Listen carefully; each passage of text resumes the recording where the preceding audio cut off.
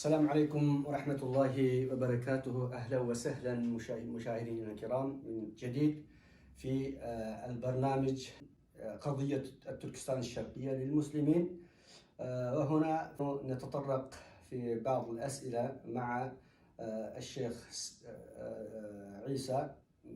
أيضا هناك عندنا أشياء متداولة، وسمعنا في الأخبار ورأينا أن السفارة الصينية في واشنطن غردت في تغريدته في حسابه الخاص أن النساء الأيغوريات المسلمات هن أنقذن أنفسهن من أن يكن آلات للإنجاب. شيخ عيسى، كيف تفسر هذه التغريدة وكثيرا من الأخبار في الجرائد ونشوف هذا؟ نعم، هذه التغريدة فعلا في 8 يناير من هذا الشهر غردت على تويتر. مضمون هذه التغريدة أن السلطات الصينية بفضل سياستها في تركستان الشرقية حررت عقول النساء من أن يكن مصنعا للأطفال، وكذلك حررن أنفسهن من الإرهاب. لا حول ولا قوة. الشيء الغريب في هذه التغريدة أنهم ربطوا بين الإرهاب وبين سياسة تحديد النسل. أيوة. نحن إذا ننظر إلى الدول الأخرى أو إذا نقارن بين الصين والدول الأخرى حول تحديد النسل، ما زالت هذا الأمر، قضية تحديد النسل، شيء اختياري في كل الدول إلا في الصين، إلا في تركستان الشرقية إجبارية. من هذه التغريدة أيضا نعرف أن السلطات الصينية فعلا تمارس سياسة محو الأيغور من الوجود، محو الثقافة الأيغورية والأيغور والتركستانيين من تلك المنطقة حتى تكون المنطقة خالصة لهم. الصين مع الأسف الشديد عضو فعال في مجلس حقوق الإنسان. أيوة. التابعة للأمم المتحدة. نعم. وبعبارة أخرى، بهذه التغريدة الصين، خاصة السلطات الصينية، جرحت مشاعر الإنسانية، ليس المسلمين فقط، جرحت مشاعر الإنسانية واحتقرت مجموعة من الشعب بهذه الاحتقار. نعم. هذا احتقار شديد جدا. إذا غردت شخص أو مسؤول حكومي في دولة أخرى يسأل على ذلك، فسيكون مصيره مساءلة قانونية. نعم. نعم. هي عضو في الأمم المتحدة. الإنسان، أين حقوق المرأة؟ نعم. نعم. من هذا ندخل. أنا كما أذكر في أواخر التسعينات نظمت الصين مؤتمرا في بكين اسمها مؤتمر المرأة. أيوة. مؤتمر المرأة. أيوة. أيضا كانت في ذلك الوقت أحدثت ضجة كبيرة، وأن الصين وقعت لكل المواثيق المقدمة في تلك المؤتمر. نعم. كذا إلى آخره. ولكن في هذه التغريدة نرى أن المسلمات التركستانيات أجبرن للإجهاز. نعم. أجبرن للإجهاز. نعم. وتعرضن لغسيل المخ. نعم. هذا تعرض الإنسان لغسيل المخ. هذه اعتراف وإبادة.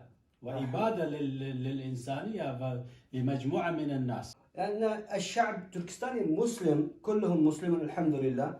والمسلمون هل يعتقدون أن مثلا النساء ينقذ أنفسنا أو كمصنع آلة للإنجاب للأطفال، أو كيف هذا؟ هل المسلمون من المعقول أنهم يعتقدون هكذا؟ يعني لا أبدا، يعني المسلمون عموما ينظرون إلى المرأة نظرة احترام، نعم. نظرة إنسان، نظرة الأم، نظرة الأخت. لذلك قال الرسول صلى الله عليه وسلم: النساء شقائق الرجال. أيوة. نعم، من هذا نعرف أن المرأة محترمة في الإسلام عند المسلمين، وكذلك الشعب التركستاني يحترم المرأة في كل شيء. فلذلك المرأة التركستانية كما نعرف أنا وأنت في البلاد هن يعتنين لشؤون البيت، نعم. لتربية الأسرة، لتربية الأطفال، بينما الرجل التركستاني يعتني لشؤونه في خارج البيت من تدبير رزق ومن عمل كذا إلى آخره. صحيح.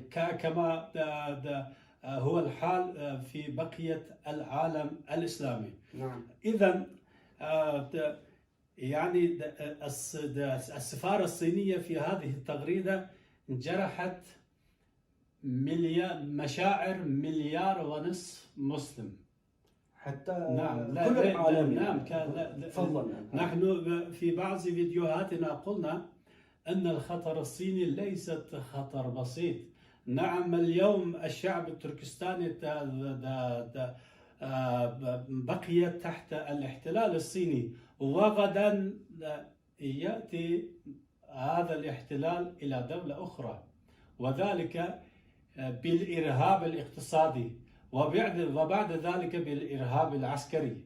ومن المعلوم في هذا القرن من يملك الاقتصاد فهو سيد العالم، يعني نعم. فهو السيد. صحيح. هل نستطيع أن نقول من خلال هذه التغريدة أن الصين تمارس رسميا هو الاعتراف مثلا رسميا محو الأيغور من الوجود في تركستان الشرقية؟ هذا صحيح 1000%. نعم. إن الحكومة الصينية تمارس سياسة إنهاء الأيغور منذ الاحتلال الصيني. أيوة. يعني منذ 70 سنة أو أكثر. نعم. أما في الفترة الأخيرة قرروا أنهم إذا ما تخلصوا من الأيغور فسيكون الأيغور مشكلة لهم في المستقبل، فلذلك أنهم أنشأوا مخيمات ضخمة، مخيمات نازية ضخمة ضد الأيغور، ويمارس فيها كل أنواع التعذيب، كل أنواع تغيير مخ الأيغور، وتمارس ضدهم هذه الأمور في هذه المخيمات. نعم. فمن هذا نعرف كما قال كما في آية كريمة: وشهد شاهد من أهلها. أيوة. نعم. هذا أكبر دليل على أن السلطات الصينية تمارس هذه الممارسة البشعة ضد الشعب التركستاني، وتريد السلطات الصينية إنهاء الأيغور من الوجود. فلا يرضى حتى أنهم لا يرضون أن يبقى أيغوريا لا في داخل تركستان ولا في خارجها، لذلك أنهم يتدخلون في شؤون الأيغور حتى في الخارج، حتى في هولندا. وعلمنا من هذه التغريدة ومن معلوماتك القيمة أن الصين